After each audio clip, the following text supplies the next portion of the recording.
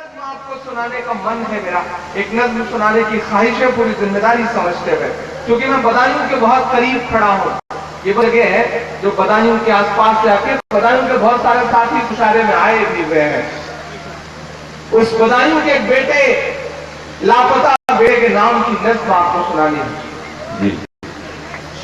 जी, वो भी सुनाऊंगा। बस थोड़ा सा इधर से मेरा और शिरकत हो, मुझे ऐसा न लगे कि आप थक गए, क्योंकि मैं तो खुद थका हुआ आया हूँ। थोड़ी सी आपकी और शिरकत होगी तो मैं शायद बेहतर और सुना सकूंगा। एक बार पूरा पांडाल जोरदार ताली बजा करके मुझे हुक्म दे कि मैं सुनाना शुरू करूं। साहब रोशनदान की बातें करते हैं, शहर के तमाम जिम्मेदारान इस तरफ बैठे हुए हैं, जो लोग खड़े हैं उनसे भी गुजारिश की आपको भी दाद देनी है, आप दीजिए। मैं 4 मिसरे पढ़ रहा हूं साहब के नफरत वाले मजदूरों को भेजो ना, नफरत वाले मजदूरों को भेजो ना। अगला काफिया अगर मदद दे जाए तो आपको उसकी दुआएं मिले। नफरत वाले मजदूरों को भेजो ना, साध्वी प्राची सी हूरों को भेजो ना। गाय के नाम पे जो आतंक मचाते हैं, सरहद पर उन लंगूरों को भेजो, सरहद पर उन लंगूरों को भेजो ना। नफरत वाले मजदूरों को भेजो ना। बहुत शुक्रिया, बहुत मोहब्बत है। आप ये सब सिलसिला तो बहुत देर तक चले, लेकिन मैं एक नज्म सुनाना चाह रहा हूँ जिसको सुनाने की मेरी ख्वाहिश है जी। मैं अच्छा दोबारा पढ़ दूं तो दोबारा वाला जोश भी दिखना चाहिए आप सबको ना। दोबारा सुनना चाहते हैं तो बताएंगे आप दोबारा सुनना चाह रहे हैं। कि नफरत वाले मजदूरों को भेजो ना, साध्वी प्राची सी हूरों को भेजो ना। गाय के नाम पे जो आतंक मचाते हैं, सरहद पर उन लंगूरों को भेजो ना, सरहद पर उन लंगूरों को भेजो ना। लेकिन मैं आपको यकीन दिलाता हूं, कांट वालों, मुरादाबाद वालों, अमरोहा वालों, ये जो पश्चिमी उत्तर प्रदेश है, इस इलाके के तमाम जिंदा दिल लोगों, पाकिस्तान बहुत अनूठा मुल्क है, बहुत खूबसूरत मुल्क है, बहुत ज्यादा बर्दाश्त नहीं करता है फासिस्ट ताकतों को, बहुत ज्यादा दिन तक बर्दाश्त नहीं करता है। इनसे पहले भी तमाम इस तरह के सियासी खुदा आए हैं और कहां चले गए पता भी नहीं चला है। मैं पूरी जिम्मेदारी से 4 मिसरे पढ़ रहा हूं साहब। 2014 के बयानात और 2016 आते आते हालात। इमरान मिसरे पढ़ता है, पढ़ता हूं, अनिल भाई सुनेगा। कि चाय चाय करते थे,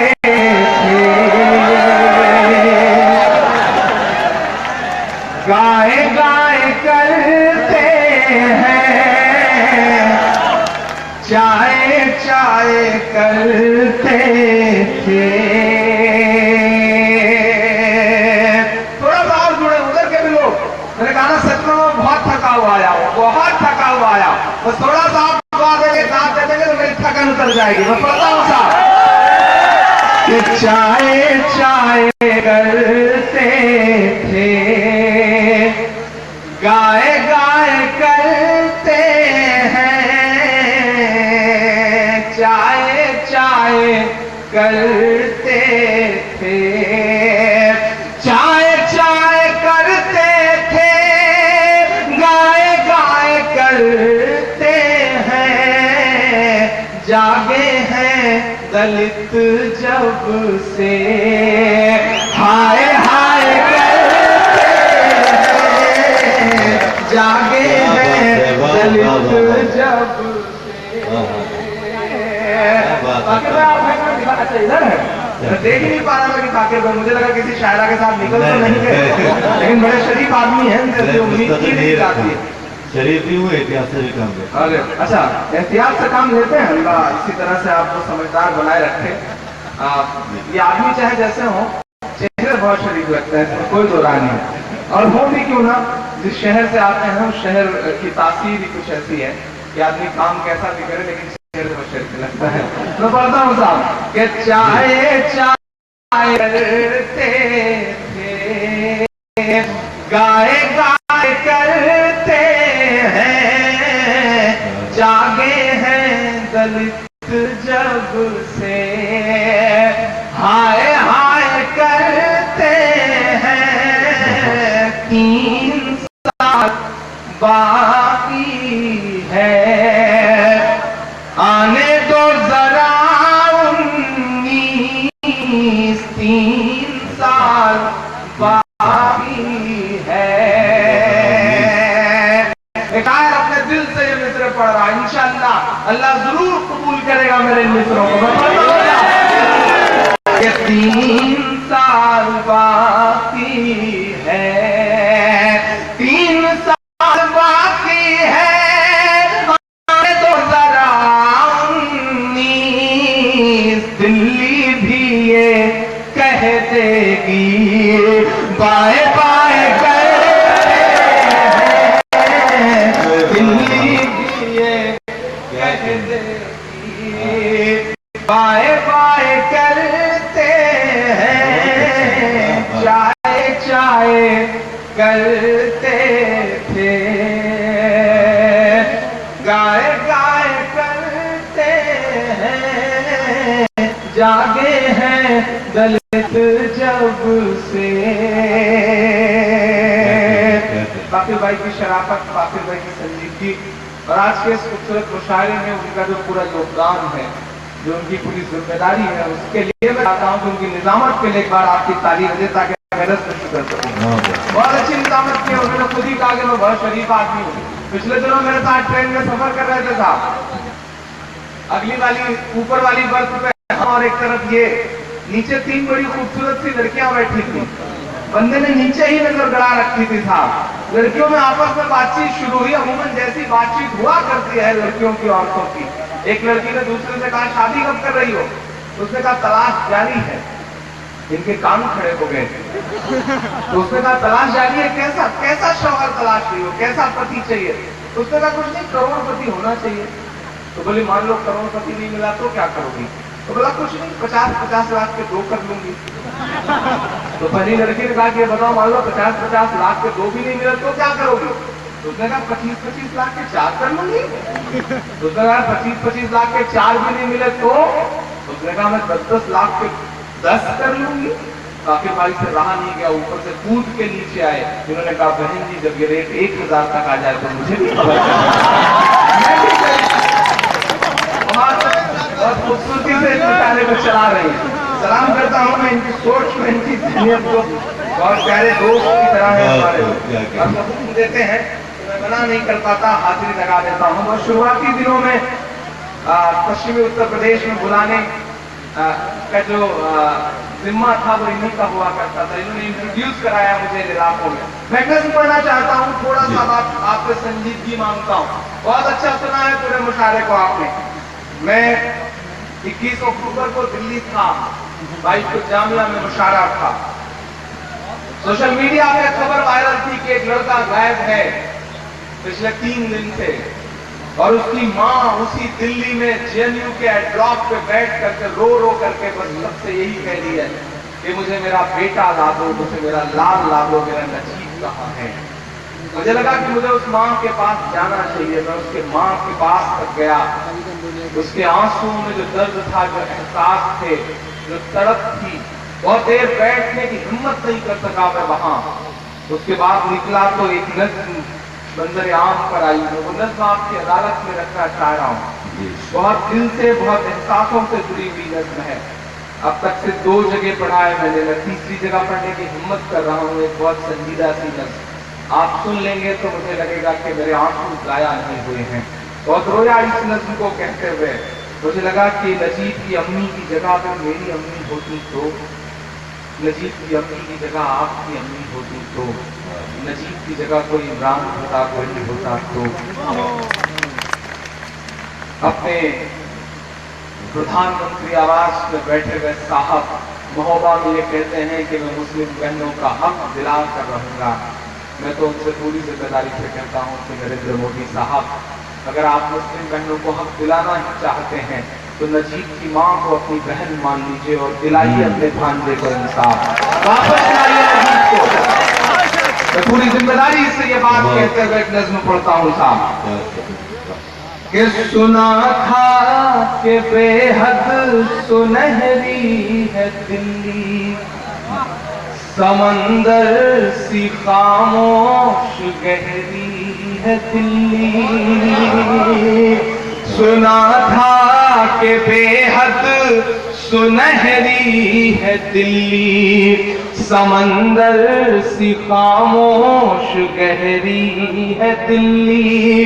सुना था कि बेहद सुनहरी है दिल्ली, समंदर सी खामोश गहरी है दिल्ली। मगर एक माँ की सदा सुन न पाए तो लगता है गूंगी है बहरी है दिल्ली। मैं हिम्मत कर रहा हूँ, जरा सा और मेरे एहसास तक पहुंचिएगा। मैं ऑटो पकड़ के जेएनयू गया था जहां रुका था होटल से। मैं लौट रहा था तो रास्ते भर आंसू नहीं रुके। वो मेरे पास कलम नहीं थी, कागज नहीं था, तो मैं मोबाइल के मैसेज बॉक्स में टाइप करके इस नज्म को सेव कर रहा था और बार बार आंसू गिरते थे और स्क्रीन भीग जाती थी। मैं पढ़ता हूँ साहब, थोड़ा सा और बेहतर करते। मैंने बेहतर करने के लिए कहा था, आपने तो खराब ही कर दिया। थोड़ा सा और बेहतर करते, एडजस्ट कर दें। सुना था कि बेहद सुनहरी है दिल्ली, समंदर सी खामोश गहरी है दिल्ली। मगर एक माँ की सदा सुन न पाए तो लगता है गूंगी है बहरी है दिल्ली। वो आंखों में अश्कों का दरिया समेटे, वो उम्मीद का एक नजरिया समेटे। वो आंखों में अश्कों का दरिया समेटे, वो उम्मीद का एक नजरिया समेटे। यहाँ कह रही है, वहाँ कह रही है, यहाँ कह रही है, वहाँ कह रही है। तड़प करके ये तुम कह रही है। कोई पूछता ही नहीं हाल मेरा, कोई पूछता ही नहीं हाल मेरा। कोई ला के दे दे मुझे लाल मेरा। कोई पूछता ही नहीं हाल मेरा, कोई ला के दे दे मुझे लाल मेरा। सुना था कि बेहद सुनहरी है दिल्ली, समंदर सी खामोश गहरी है दिल्ली। मगर एक माँ की सदा सुन न पाए तो लगता है गूंगी है बहरी है दिल्ली। वो आंखों में अश्कों का दरिया समेटे, वो उम्मीद का एक नजरिया समेटे। यहाँ कह रही है, वहाँ कह रही है। तड़प कर के ये तुम कह रही है।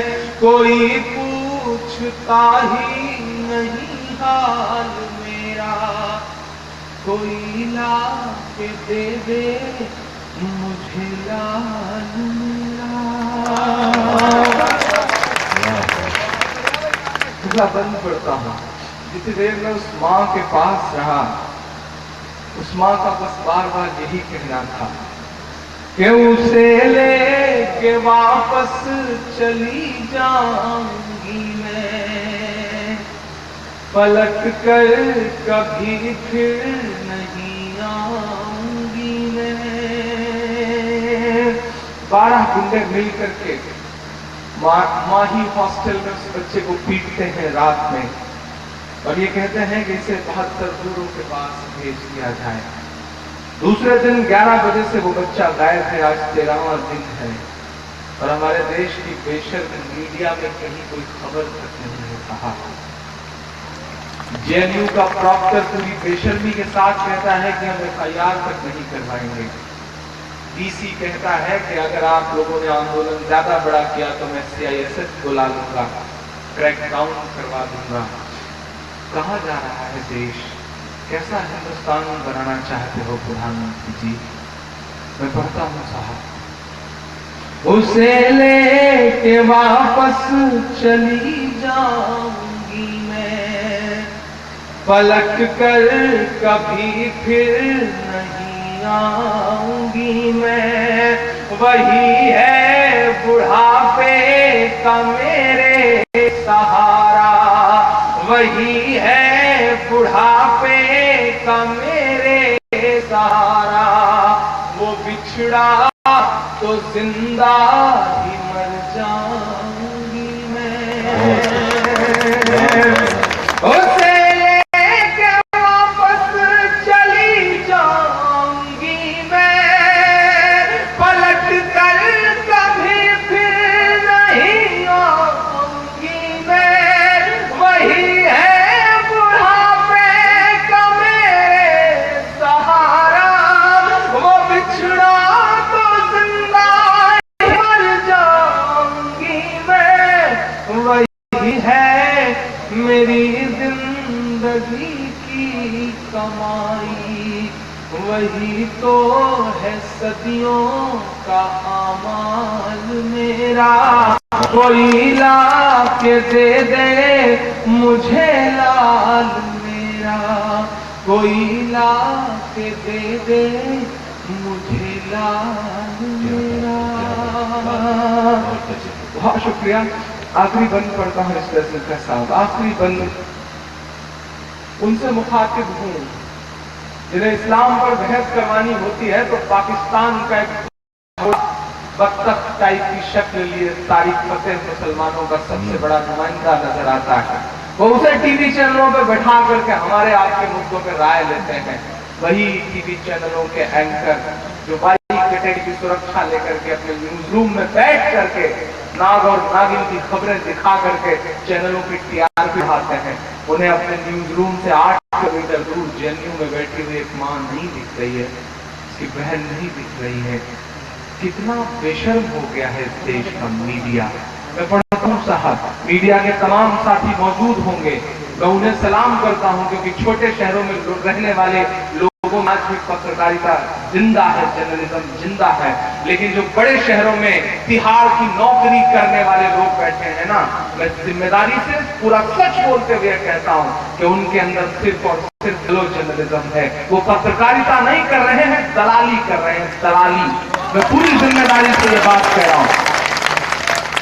ये टीवी के एंकर कहाँ मर गए हैं, ये गांधी के बंदर कहाँ मर गए हैं। जरा शामिल हो क्योंकि आपका गुस्सा हुकूमतों को दिखना चाहिए। नजर है आपके गुस्से पे, आपकी खामोशी शायद एक बेटे को वापस न ला सके। आवाज उठाइए, बोलिए। मीडिया आपके खिलाफ है तो क्या हुआ, प्रिंट मीडिया आपके खिलाफ है तो क्या हुआ। एक नई जो क्रांति आई है कि आपके हाथ में 8,000 10,000 का जो मोबाइल है ना, उसमें जो फेसबुक है, ट्विटर है, सोशल मीडिया है, उसका इस्तेमाल करिए, उस पर लिखिए, बोलिए, क्योंकि बोलना तो पड़ेगा। आज मिन्हाज है, नजीब है, कल हम होंगे, आप होंगे।